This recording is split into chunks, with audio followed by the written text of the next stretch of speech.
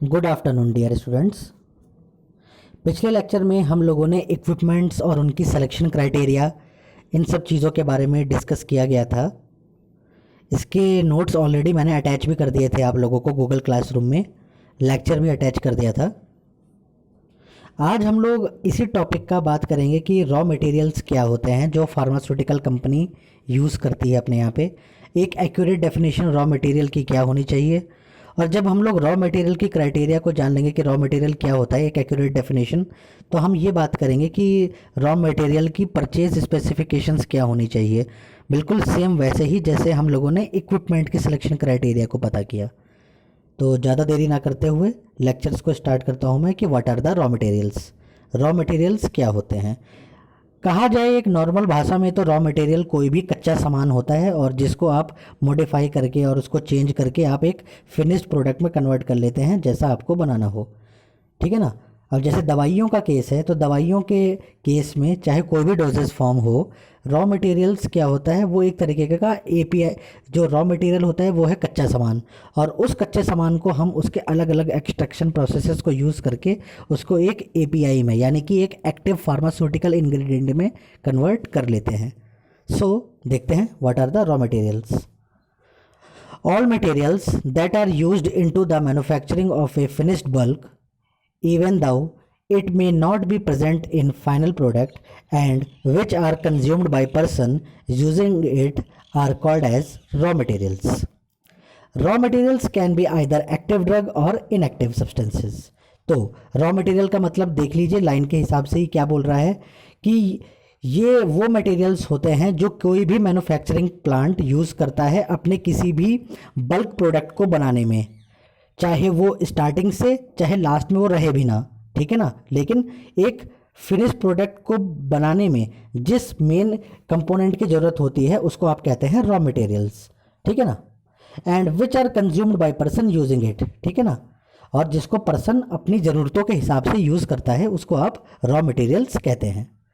Raw materials can either be active drug और inactive substances. अब ये बात डिपेंड करती है कि जो रॉ मटेरियल है आप उसको एक एपीआई यानी एक्टिव फार्मास्यूटिकल इंग्रेडिएंट के तरीके से लेके जाएं या फिर एक इनएक्टिव फॉर्म में भी हो सकता है, ठीक है ना। नाउ जब ये पता कर लिया कि रॉ मटेरियल्स की एक्यूरेट डेफिनेशन क्या है, तो what are the purchase specifications of raw materials. जब किसी भी मैन्युफैक्चरिंग प्लांट में, और खासकर क्या कहते हैं जो परचेज डिपार्टमेंट इन्वॉल्व होता है, जब रॉ मटेरियल को खरीदने जाता है या कोई कंपनी जब मंगाती है रॉ मटेरियल किसी बाहरी कंपनी से, तो किस किस परचेज क्राइटेरिया का या परचेज स्पेसिफिकेशंस को उसको ध्यान में रखना होता है बातों को, ये अब हम देखते हैं। सो इस स्लाइड को देखिए। Written guidelines that precisely define the operational, physical और chemical characteristics as well as the quality and quantity of a particular item to be required। तो ये क्या होती है, ये जो परचेज स्पेसिफिकेशंस होती हैं ये भी एक तरीके की स्टैंडर्ड गाइडलाइंस होती हैं जिसकी वजह से आप जिस भी अपने रॉ मटेरियल्स को मंगाते हैं वो प्रिसाइजली और उसकी केमिकल फिजिकल कैरेक्टरिस्टिक, उसकी क्वालिटी, उसकी क्वांटिटी, सब चीज़ों को ध्यान में रखा जाता है उन सब बातों को। तो ये वही गाइडलाइंस होती हैं, ये स्टैंडर्ड गाइडलाइंस होती हैं और इन्हें ही हम परचेज स्पेसिफिकेशंस कहते हैं। अब इन गाइडलाइंस के अंदर या इन स्पेसिफिकेशंस के अंदर क्या क्या होता है ये देखिए। बोल्ड लाइन को देखिए ज़रा जो लिख रही है, regarding purchasing of A pharmaceutical material following point should be considered. जब किसी भी फार्मास्यूटिकल रॉ मटेरियल को खरीदा जाता है तो वो कौन कौन सी क्राइटेरिया हैं जिनको अपने ध्यान में रखने वाला बातें होती हैं उसको देखिए। फर्स्ट पॉइंट कह रहा है all materials should be purchased against an approved and adequate specifications which define not only the grade and quality of the material but also the nature of the packaging and container used. The quality material should be clearly specify the physical, chemical and microbiological specifications as specified in the drug product, ठीक है ना। तो कुल मिला के बात यह है कि जब किसी जो सबसे पहली क्राइटेरिया निकल के आती है उसके बारे में ये मेन पॉइंट है कि जब किसी सामान को या जब आप काफ़ी सामानों को खरीदते हैं, ठीक है ना, सॉरी जब आप काफ़ी सामानों को खरीदते हैं या कोई रॉ मटेरियल्स को परचेज करते हैं, तो आपको ये चीज़ देखनी चाहिए कि उसका ग्रेड क्या है, उसकी क्वालिटी क्या है, उस पूरे मटेरियल्स को पैकिंग उसकी कैसी की गई है, उसमें जो कंटेनर में जो उन रॉ मटेरियल्स को रखा गया है वो कंटेनर किस प्रकार के हैं, उनका ग्रेड क्या है। तो इन बातों का ख्याल रखना बहुत ही आवश्यक होता है, ठीक है ना। थर्ड पॉइंट देखिए, the quality parameter should also specify characteristics like bulk density, particle size etcetera. और जब आप क्वालिटी पैरामीटर्स को देखते हैं तो उसमें मेन बातें क्या आपको नज़र आती हैं, जैसे कि उस पर्टिकुलर रॉ मटेरियल की बल्क डेंसिटी क्या है, पाउडर्स का पार्टिकल साइज क्या है, etcetera etcetera etcetera. Fourth point देखिए, material should be purchased and sourced only from approved suppliers and manufacturers। जब भी आप रॉ मटेरियल्स खरीदें या परचेज करने के लिए जाएं तो आपको इन बातों का मेन तरीके से ध्यान रखना होता है कि आप हमेशा एक अप्रूव्ड सप्लायर या जो मैन्युफैक्चरर है उसी से रॉ मटेरियल खरीदें, क्योंकि सिंपल सी बात है कि वो काफ़ी समय से काम कर रहा है, तो एक अप्रूव्ड सप्लायर है तो क्वालिटी अच्छी देगा, ठीक है ना।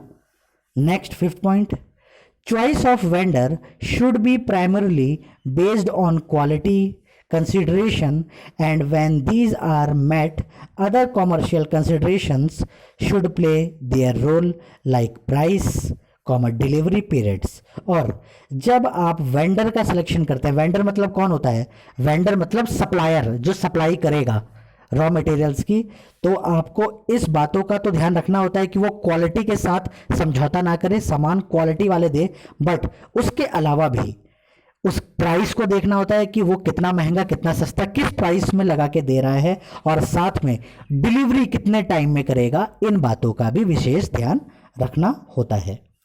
नेक्स्ट देखिए, consistency in quality delivery and price should be given importance.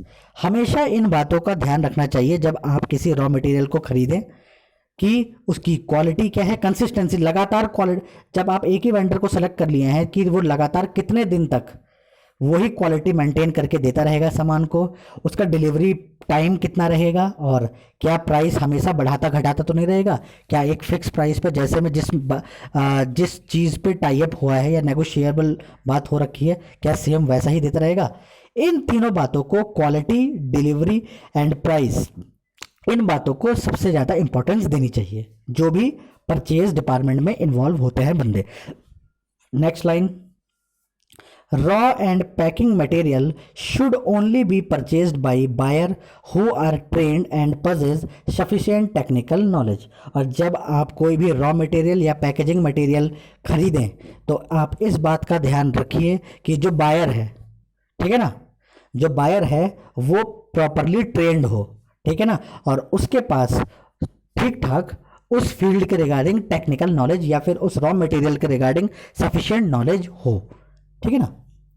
फिर नेक्स्ट लाइन देख लीजिए, material managers who has sufficient exposure on raw and packing material should B appropriate persons for this, alternatively industrial pharmacist with training in material management can do a much better job.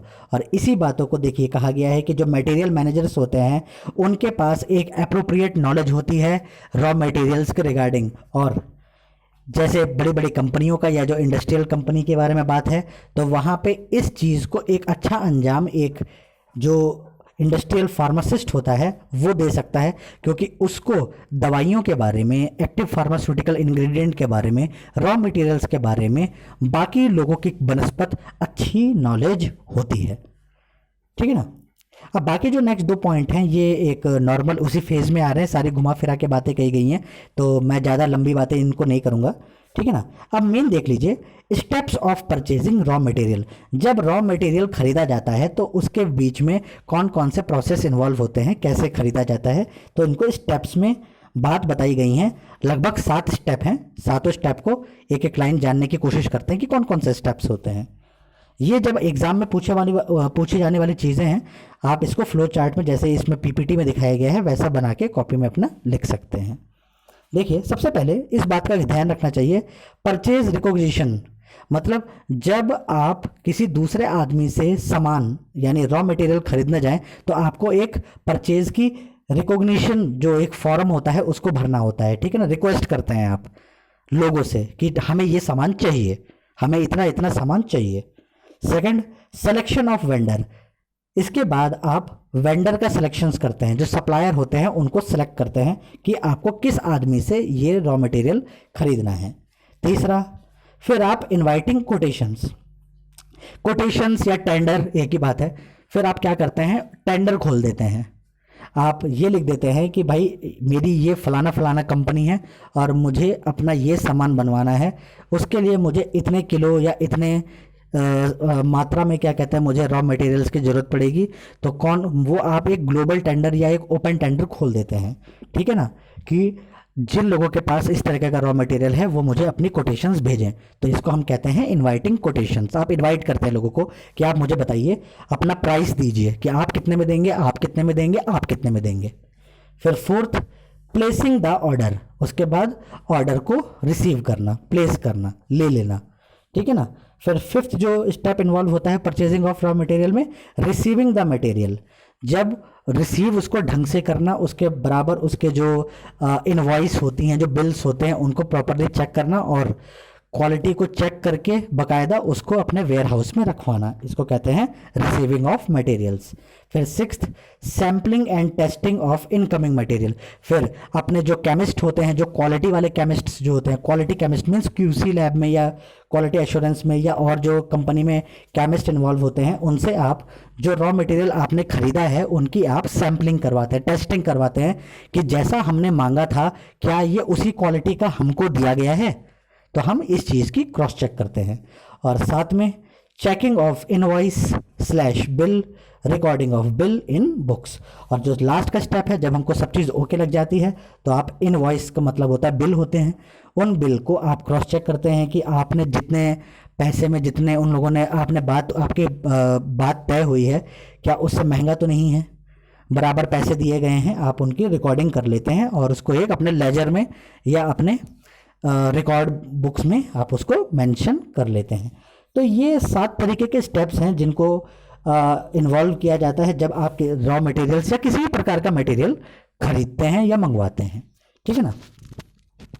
अब ये वही बात कही गई है, purchase recognition, selection of vendor, ठीक है ना, receiving material, sampling and testing of incoming materials, ठीक है ना, परचेज रिकॉर्ड, ठीक है ना। तो कुल मिला के बात यही है कि ये ओवरऑल एक बहुत डिटेल्स में इंफॉर्मेशन है। मैंने आपको एक उसमें बता दिया है, आपको मैंने नोट्स ऑलरेडी इन सब चीज़ों की दे रखी हैं, आप क्रॉस चेक कर सकते हैं, आप इसकी नोट्स डिटेल में बना सकते हैं, ठीक है ना।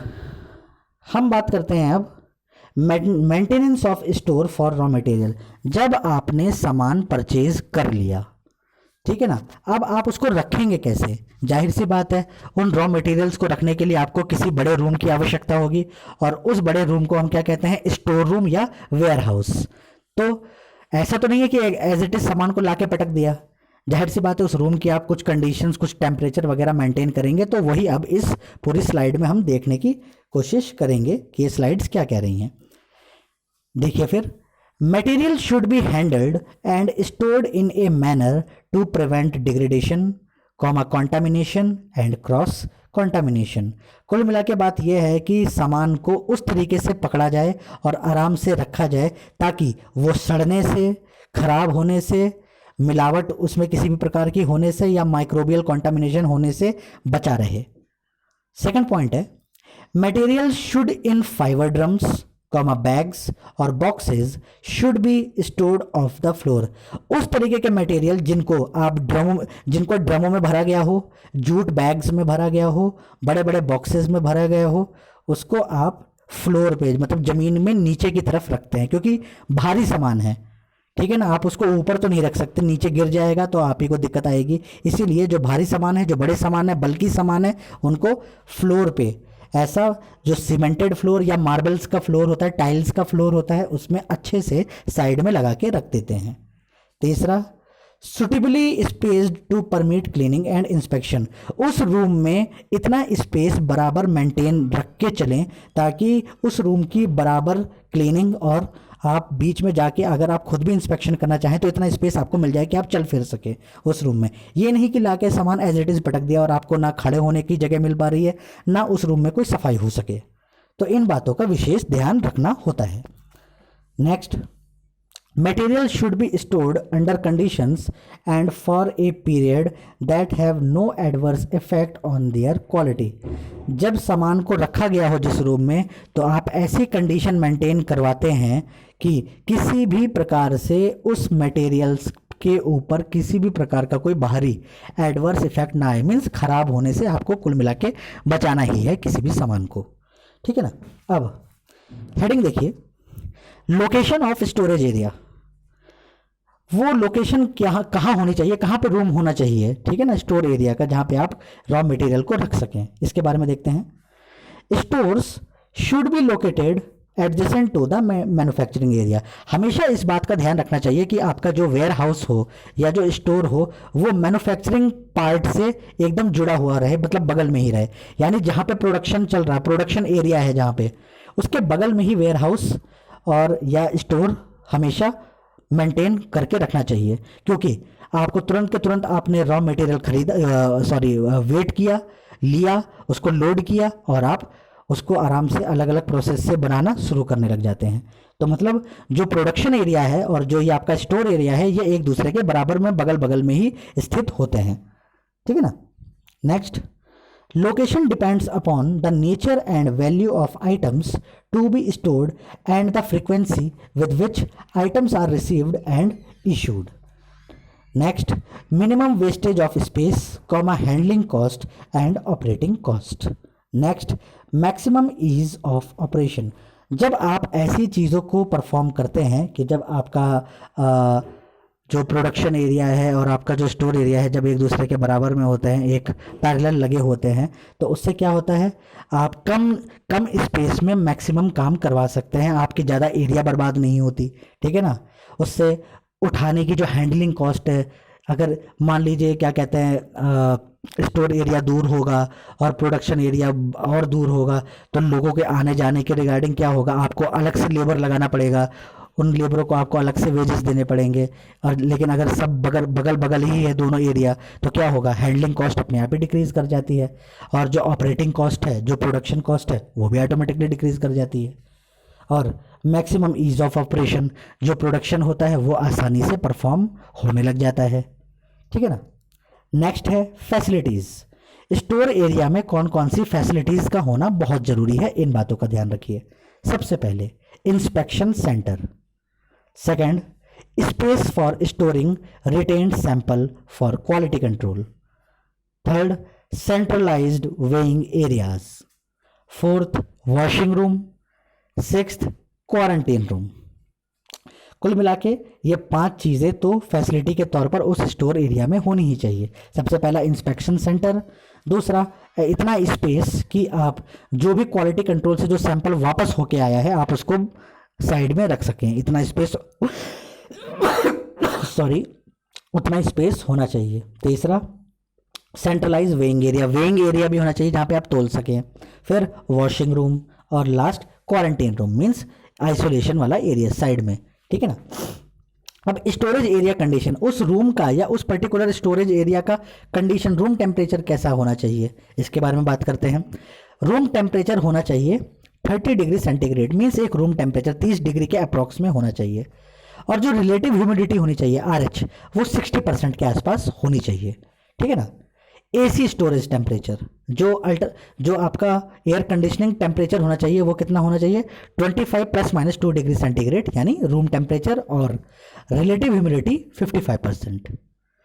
लो टेम्परेचर स्टोरेज, कुछ सामान ऐसे भी होते हैं जिनको ठंडे टेम्परेचर की ज़रूरत होती है, तो ऐसे में कितने टेम्परेचर की आपको ज़रूरत होगी लो टेम्परेचर में, 2 से 8 डिग्री सेंटीग्रेड।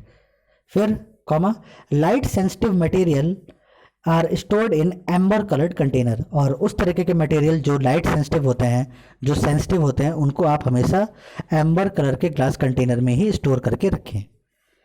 फिर नेक्स्ट है labelling of material in storage area, ये बहुत इंपॉर्टेंट पैरामीटर है।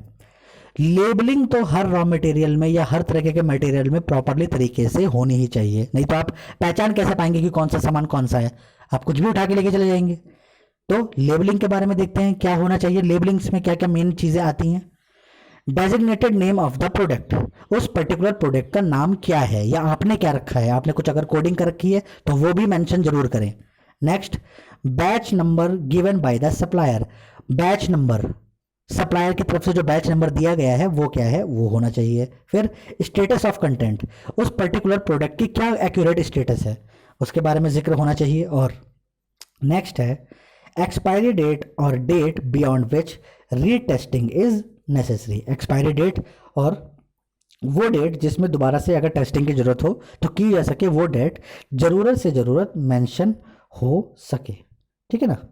एंड फाइनली पिंक कलर की लाइन देखिए, approved material must be stored properly and issued for use in A way such that earliest approved stock is used first before more recent approved stock. If material have if material have been stored for very long period without uses, they must be retested. ठीक है ना।